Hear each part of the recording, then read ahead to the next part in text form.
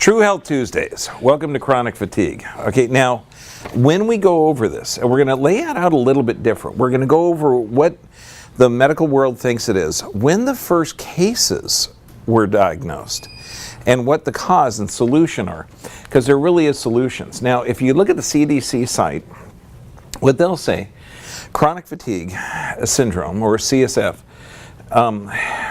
CFS, a devastating and complex disorder.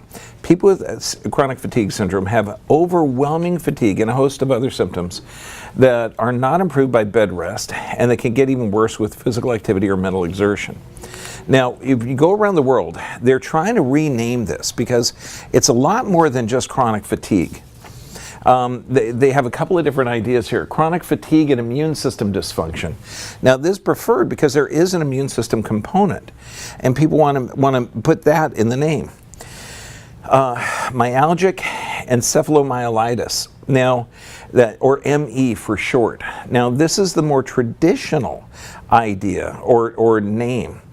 Now, it's preferred by those who feel that chronic fatigue is not specific enough, because we're talking, well, when you see what it affects, you'll understand, and doesn't reflect the severity and different types of fatigue, and it implies that only fatigue is the symptom, and that's not the case. And I love this one. This is like, if anyone's ever heard the term battle fatigue, okay, what was it before that? Shell shock. Okay, so we go from shell shock to battle fatigue to post-traumatic stress disorder. Okay, so they keep on making the bigger ones. This one here, systemic exertion intolerance disease. That's just nuts.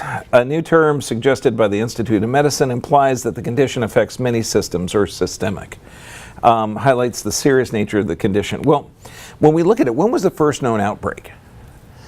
You know, when was my ME, or chronic fatigue, took place? Well, when you look back in the literature, look at like 1934, 1935, and it occurred up here in LA at a hospital. In fact, 198 doctors and nurses came down with this massive, devastating fatigue, joint pain, everything.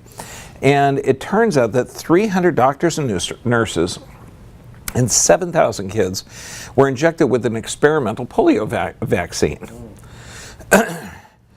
No, we can't sign you up. Don't think about it. No one's volunteering for an experimental polio vaccine. Well, you figure 300 nurses and doctors were given it, 7,000 kids were, but there was a lawsuit, okay, and 198 of the nurses and doctors actually won the lawsuit. And it turns out, and this is important, the vaccine was passed multiple times through mouse brain tissue. See, viruses aren't alive, and how you make certain vaccines, viruses are well-organized molecular parasites. So what you do is you infect a mouse. Okay, in this case it was a mouse. Allow the virus to propagate, and then you take that and then put it in another mouse. And then you put in another mouse, and you go through this about 100 mice times. And so what this does is each time you're in a successive mouse, it weakens the virus because it's using that new DNA to replicate. So it has an attenuating or weakening factor on it. What? 100 different mice brain tissues? You're wondering what could possibly go wrong? Some people are just scared. Okay, so now what they also wanted to do, they needed to show that this new experimental polio vaccine in the 1930s worked. So they it did a little serum booster. It's called thimerosal. Now, this is mercury, and it's a preservative. Now, again, this is nearly 100 years ago, and we've learned some since then, right? Have we? Now, I recommend this book, The Plague. It's a tough read on start of it, but it's Mikovits, Dr. Judy Mikovits. Now, I'm probably mispronouncing her name, but I mean, just a brilliant researcher. She spent over 20 years with the National Cancer Institute, and a researcher is almost like a musician. What they do is they have a hypothesis, and they go through and look and explore, well, what she found. And she published this in the Journal of Science. an association between a mouse retrovirus called the XMRV in patients with ME and chronic fatigue syndrome, or chronic fatigue syndrome. The virus appears to be a mouse virus which has adapted to the human being. And she also found it in high numbers of kids with autism. Now, and they had a meeting at the National Institute of Health. You're talking 24 leading scientists all sitting around. And she came up, she says, look, I found this virus that's linked to not just chronic fatigue, but also prostate cancer, lymphomas, and neurodevelopmental disorders. And they were shocked, because if this mouse virus really was one of those wild attenuated or wild viruses that we can't test for, that are in one of the 69 doses of 16 different vaccines that we currently inject in children, and they were also injecting in adults, that this may be the coming plague that we're experiencing now, with 1 in 2 kids having a chronic illness or disease. So this book, I absolutely recommend it, but her main driving force was to find the cause of chronic fatigue.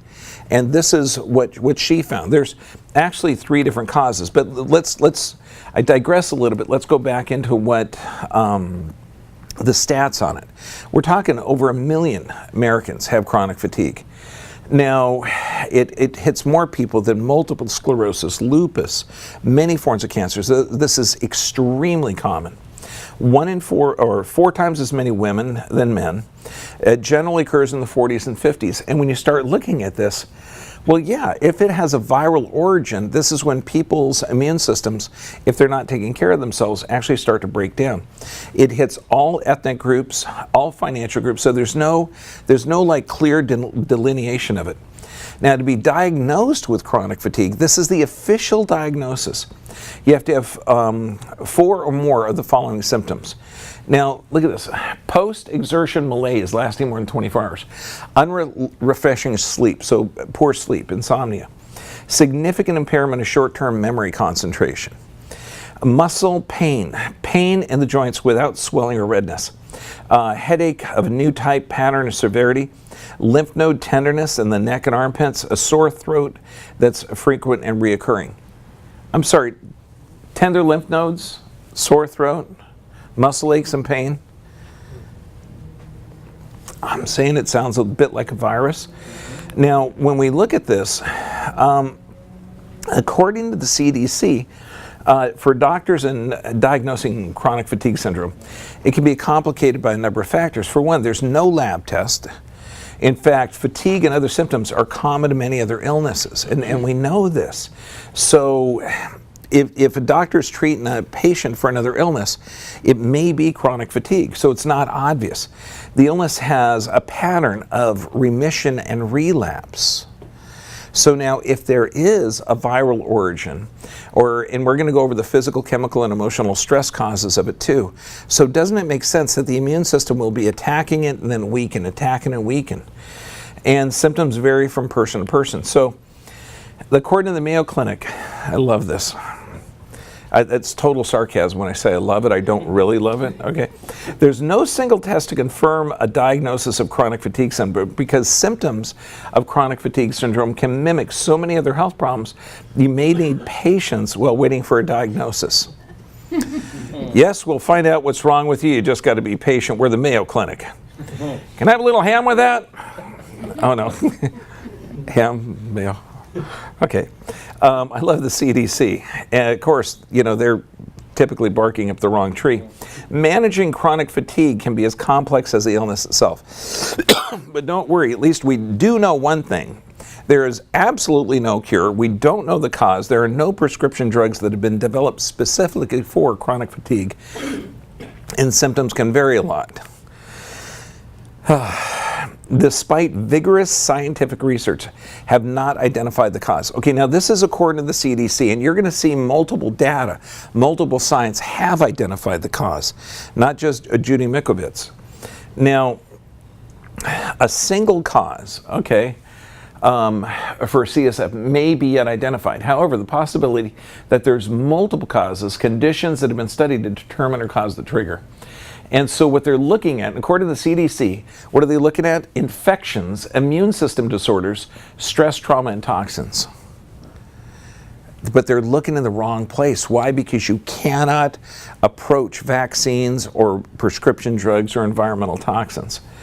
Now, when we look at this, more stuff when we look at the CDC, they're looking, researchers from around the world have studied different types of infection. The data can be, illnesses may be triggered by a variety of illness or conditions, stress or viral infection. So you look at this, there's an inflammatory process going on, possibly stress, possibly viral. And also, again, according to the CDC, see, and you might think, well, this doesn't make any sense. At first they say there's no cause, no cure.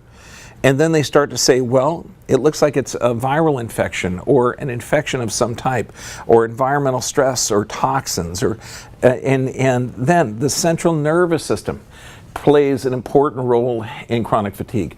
Physical or emotional stress, which is commonly reported as the pre-onset, alters the activity of the hypothalamic, thalamic, pituitary, and adrenal axis, HPA axis, according to the altered release of corticotropin-releasing hormone, cortisol, and other hormones. These hormones can influence the immune system and many of the body's functions. In fact, disturbances in the autonomic regulation of blood pressure and pulse found. Okay, so what this means in English is they're starting to find out that there's a physical, chemical, or emotional stressor involved in chronic fatigue. And what is the stress response, the one we're talking about? Okay, we're talking about primordial, the fight or flight response. Now, if you're being chased by a tiger, do you want blood going to digestion or to immune system, which is metabolically expensive? No, you want it to go to arms and legs. You want to run away. So this fight or flight response is real, and it happens in multiple areas throughout the day. Originally, it was designed to keep us alive, but however, if it's temporary, or if you have like a society like ours where it can be chronic, if you're in a chronic fight or flight state, this can be dangerous. Ah! Okay, I know. I don't know why. I think this is the most horrible picture ever. I never liked clowns in the first place, but that's just disgusting. Okay, so what did we just initiate? We're going to go through the stages of response. First, you got a visual and auditory influence of... Okay, sorry. It's the power I have now. Okay, so areas of the emotional, it interprets sounds and images. Okay, so this is what the amygdala does. Now, it passes over. The hypothalamus is the command center. Now, this controls breathing, respiration, pulse. Either it's going to dilate or constrict blood vessels, so it's going to constrict it to the organs, it's going to dilate to the arms and legs. And it activates the sympathetic nervous system. So we have these two nervous systems. And this is why, when you're talking about the solution for chronic fatigue, okay, you have to look at the immune system response. And we have these two nervous systems. The sympathetic keeps you alive under stress, and this is what is initiated by a stress response. Physical, chemical, and emotional stressors do have the same effect. Now, the parasympathetic is the rest, digest, and repair. Now, what's interesting, the sympathetic nervous system sends a signal to the adrenal glands. Now, the adrenal glands are going to secrete adrenaline or epinephrine. Now, there's no off switch for this. There's no hormone that shuts it off. So these adrenal glands under stress are going to continually produce this. Now, what does it do? Increase heart rate, increases blood flow to the muscle, increases pulse rate. Wait, what if this was activated? Would people be misdiagnosed with high blood pressure? Since we need cholesterol to produce the hormones, would people be misdiagnosed with high cholesterol, high blood sugar? Yeah, high blood pressure, high blood sugar, high cholesterol. Could that just be a stress response? Absolutely. Now, oxygen sent to the brain to keep it alert. So now this is like the acute stress response, so that you can see more things. Now, then, Okay, the second stage is the stress response. So you get the hypothalamus sends signals over the pituitary, and the pituitary goes down and activates the central nervous system. Now, we're looking at a number of, it's called the HPA axis for a reason. The hypothalamus has sensors in the environment that tell the pituitary and the adrenals to work. It's also going to slow down the thyroid. So does that mean that people with a low functioning thyroid could also be exhibiting a chronic stress response? Could this also be from a local viral infection? Absolutely, absolutely. It can initiate that. Now, when the threat passes, cortisol levels fall and the parasympathetic nervous system decreases the stress response. So once the threat or the adrenaline or epinephrine starts to fall, then the parasympathetic kicks in. The problem is, now what is our society like? We're not like the antelope being chased by the tiger. We have chronic physical, chemical, and emotional stressors.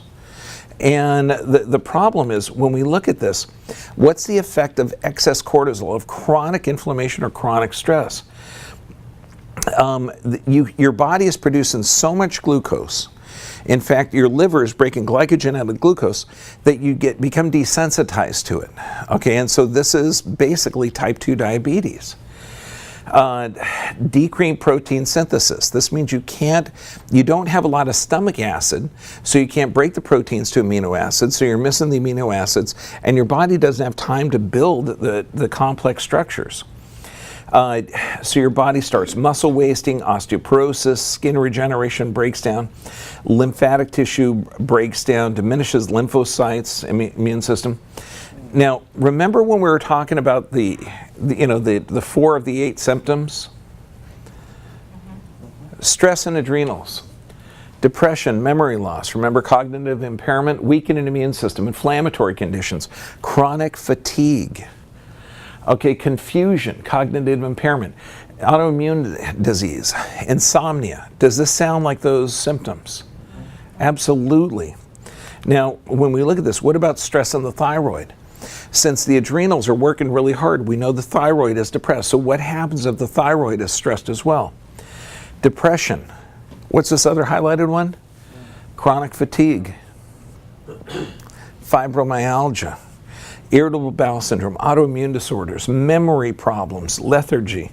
I mean, when you look at this, it's like there's such a correlate between the adrenals, the thyroid, and the symptoms of chronic fatigue. Now, and this is what chronic stress does. 4 times less blood supply to the digestive system, so decreased metabolism, decreased enzymatic output, nutrient absorption, decreased oxygen, elevated cholesterol, elevated triglycerides, decreases gut flora, that's your immune system, increased food sensitivities. How many people have allergies now? You know, I mean, it's just crazy. Now, when we look at this, the stress survey by American Psychology, 25% of Americans are experiencing high stress levels. I think it's actually more than that, because this is 1 in 4. 50% have moderate. But when we look at this, which ones? Physical, chemical, and emotional stress. Your body has the same response.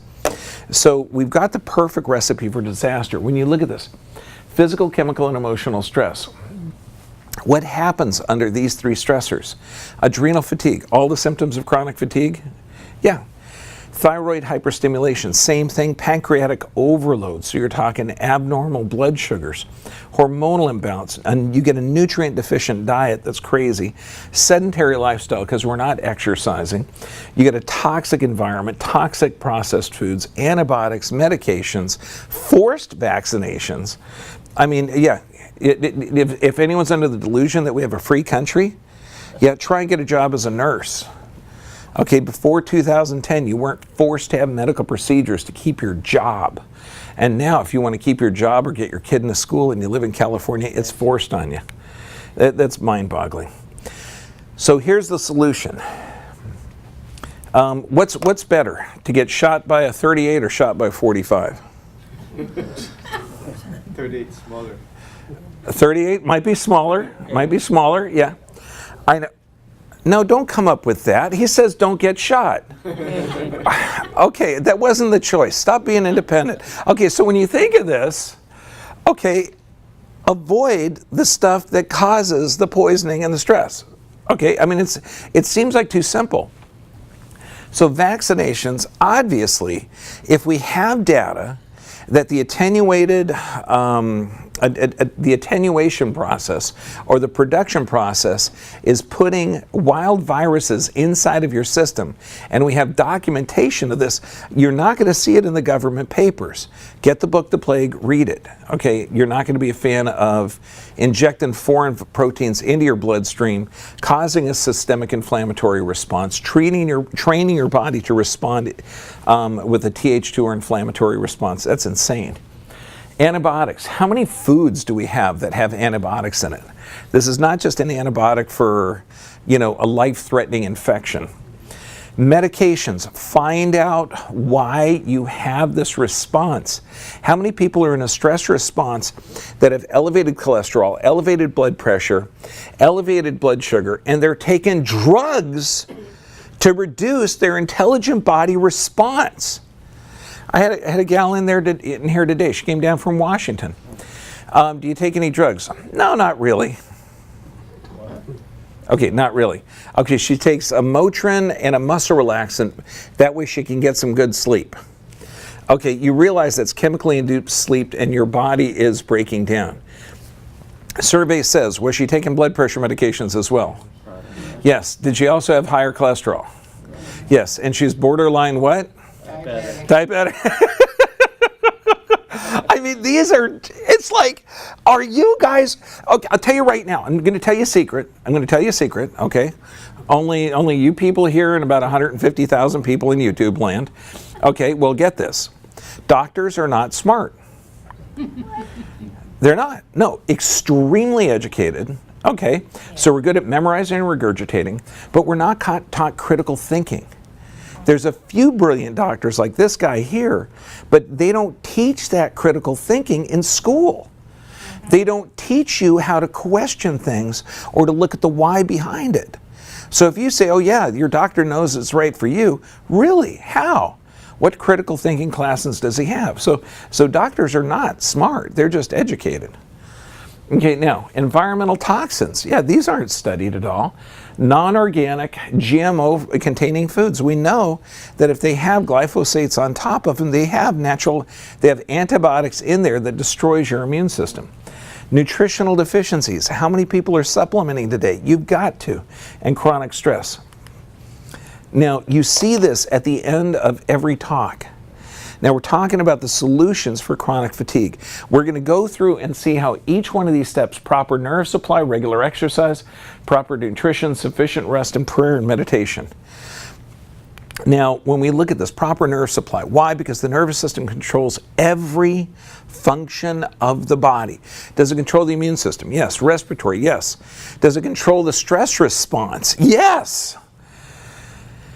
According to the Journal of Upper Cervical Chiropractic, 76% of those patients reported a mental, emotional improvement as well as a positive change in what?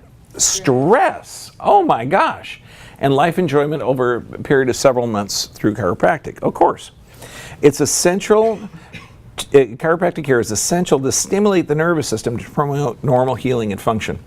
When we look at this, I love this. The Journal of Spine, Journal of Vertebral Subluxation Research, JMPT, the benefits of chiropractic. Now, this is getting pressure off the nervous system. What does it do? Alleviates pain, boosts productivity, improves the quality of life, cognitive function. Remember that in chronic fatigue? Dependency on medications, improves sleep. Remember that in chronic fatigue? Okay, reduces stress. Remember that in chronic fatigue? Boost your immune system. Is that important for recovering from a viral infection that you inadvertently got? Understand, this is what normal is. This is a person standing up. This is Abby something. Abby normal. Okay, but it's not. I mean, she didn't know she had this. And under this is physical stress, right? Do you think she had elevations in blood pressure? Do you think she had elevations in blood? All of those were normal stress responses. So we need to fix it. Okay, now, so we got nerve system, vital important. Exercise. What does exercise do? Oh, it helps you get high quality sleep. It helps improve your brain functions, lowers your risk of cancer, heart disease, and diabetes. Can you see a correlate here? And you might say, well, I got chronic fatigue. I can't exercise. I can't walk. Every time I exercise, I'm more tired for 48 hours. Okay, that's one of the diagnostic criteria. Beautiful. If you can exercise 5 minutes, do it. I've got paraplegics, I've got quadriplegics that are doing 3 to 5 minutes of exercise a day to build it up. But you got to get the nervous system checked first. How does breathing affect? I'm just talking breathing. This is what I get some of my quadriplegic patients doing. Diaphragmatic breathing reduces mental and physical fatigue. So why not get the chronic fatigue patients on a deep diaphragmatic breathing cycle? Just breathing, it stimulates the parasympathetic nervous system, the twin to the sympathetic, the counterpart. Breathing acts as a pump to massage the internal organs, helps eliminate waste products, strengthen the immune system. It's amazing. Proper nutrition. This means if man makes it, you don't eat it. 90% of your serotonin, this is the feel-good hormones produced in the gut. So all these healthy probiotics shown to lower stress hormones, corticosterone, resulting in reduced anxiety and depression. So we're talking healthy gut bacteria helps with depression and anxiety. Eliminate processed foods. Organic plant-based diet, healthy fats, saturated fats, coconut oil, palm oil, grass-fed butters. Fermented vegetables are phenomenal. And I got to tell you, if you have fresh, homemade, fermented yogurt, and you just brought it to your office to have it for lunch and you forgot to put it in the fridge, and you work all day and the office is really warm, don't open it with other people around. I just splashed it. Thank God there was nobody else in the office, but I opened it up and it exploded everywhere today. So, wait, am I the only one that did that? Okay, just understand the bacteria stuff can really go. Put it in the fridge, for goodness sake. Okay. Now, vitamin D. Again, we're looking at stuff to help with chronic fatigue. Vitamin D produces serotonin, that's the feel-good hormone.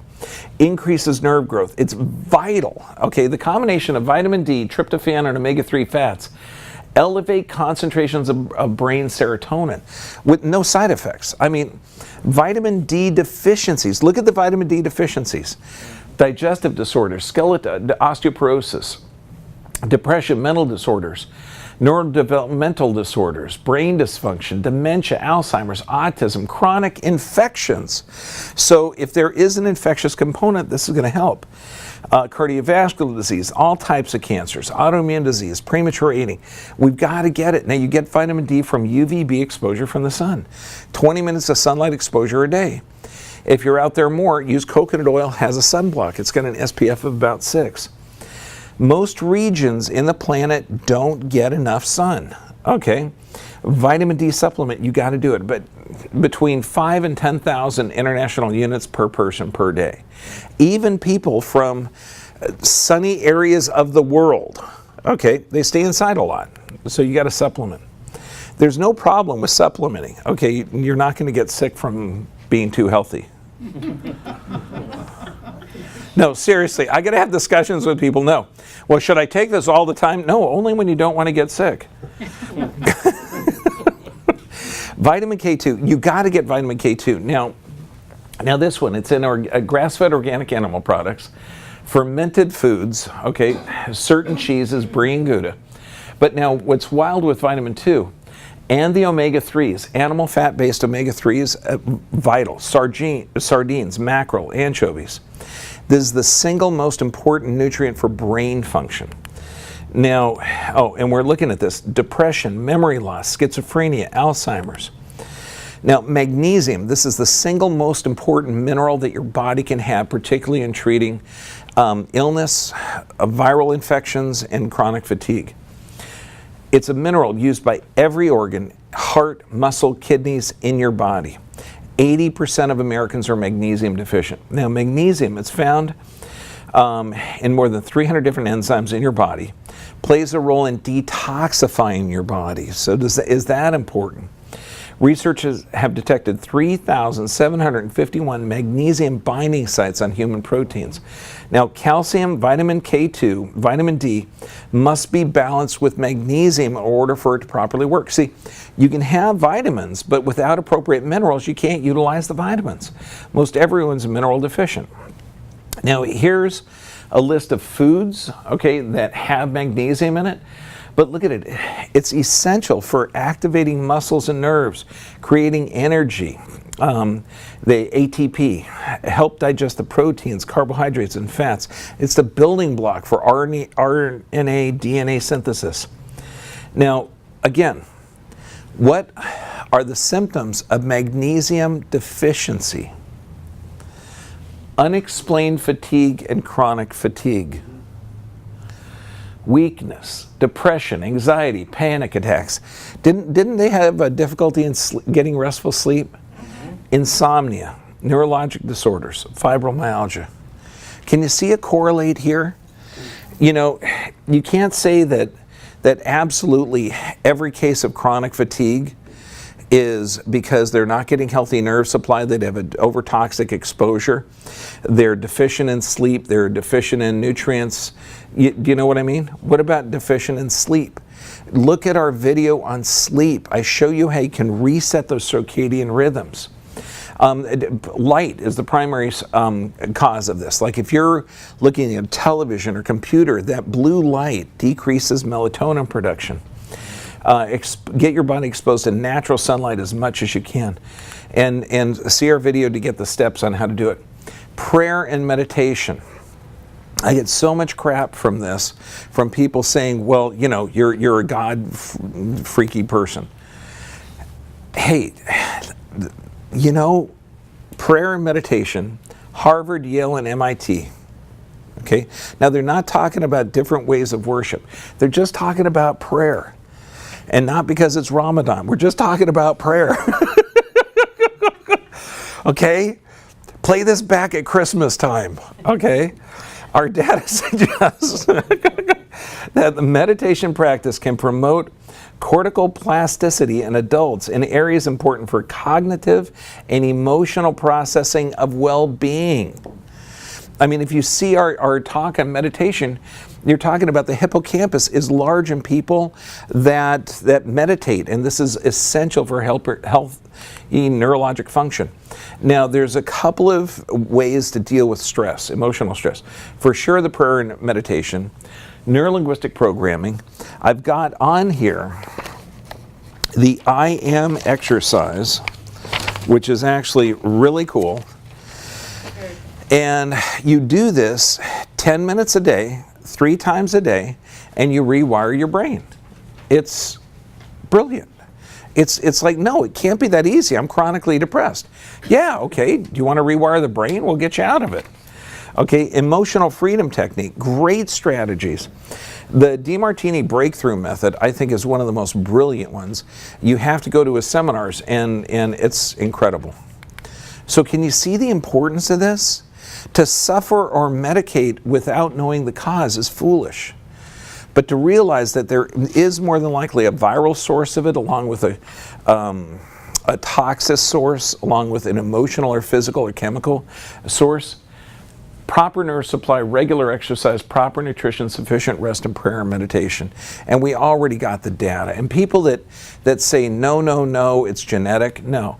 We've got reference on top of reference on top of reference on top of reference on top of reference. Okay?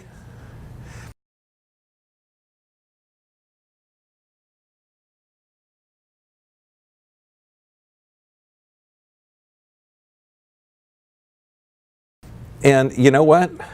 People will still say, well, you're not a real doctor. Hey, real doctors aren't that smart. They're just educated. Okay, so now any questions? Yes, ma'am. Does the magnesium help the thyroid? Does the magnesium help the thyroid? Well, don't look at any organ-specific problems. The thyroid is not, it can never be low functioning. And an adrenal gland is never too high functioning. They're all in a normal response to stress. So if you have systemic inflammation, bam, that's going to lower the thyroid. The systemic or adrenal activation, that's going to lower thyroid. So you don't take a magnesium to help with the thyroid. You would take magnesium to help your body respond to the physical, chemical, or emotional stress load. And then that's going to decrease the adrenal dominant state or sympathetic dominant state. And then what are you going to do? You're going to get your nervous system checked. You're going to walk or exercise, do as much as you can, at least a half hour a day. You're going to get proper nutrition. You're going to get deep sleep. And you're going to get prayer and meditation. And then that will change it. Okay? Yes, ma'am. The DiMartini, what's it? DiMartini breakthrough process.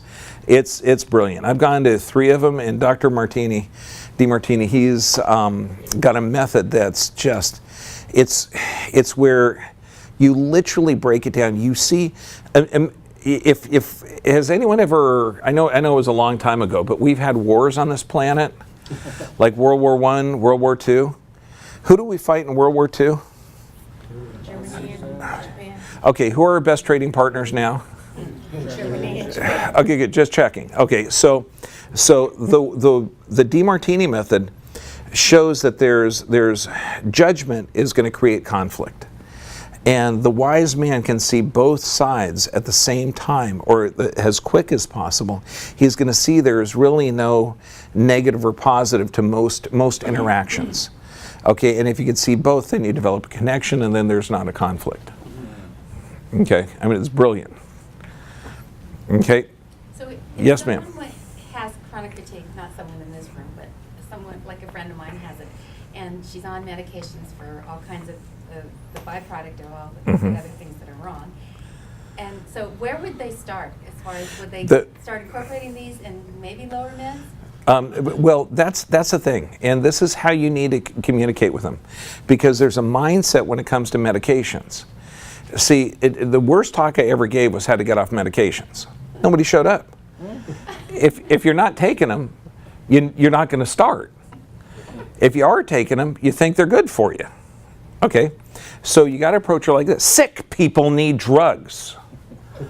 So this way, instead of taking that pills of whatever the heck it is, and you think, yeah, man, this is really keeping me healthy. Okay. You're starting to think, well, yeah, I guess sick people do need drugs.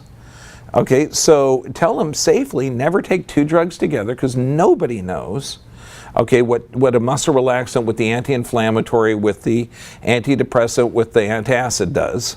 That's you know, and heck, if we had the same drug in 20 people here, would we have the same response?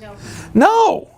Okay, so can you see when I say it's impossible to judge those chemicals. So explain it to your friend like that. Separate the drugs by at least an hour. And now, as we go through this process of getting your nervous system checked, getting you to where you can move without pain or discomfort, getting you to change your diet so you can get the healthy nutrients to regenerate your tissue, getting you to get deep sleep every night, and getting you to change that mental state through prayer and meditation and the IM exercises and different methods. As we get your body healthy, if you're still taking those same drugs that you need now that when you're sick, what's it going to do? It's going to keep you Sick. and that's how you do it. It's called Socratian method. Socrates was really good. You say it's going to keep you sick. And they think, oh shit, I'm sick. I'm not healthy. I'm taking these damn drugs. Okay? Yeah, so it's waking them up to the fact that you're in a drug-induced coma. Drugs don't help you in this case. Okay, they keep you stoned. Okay, and suppress the symptoms. Okay. Yes, sir. Fibromyalgia related closely to chronic fatigue? Yeah, very, very similar symptoms, and the solution is the exact same. Oh, sorry. Exact same. Next week, we're going to be talking about dementia. Okay? Wait, I better hide this. Okay? Because I don't want you to know the solution.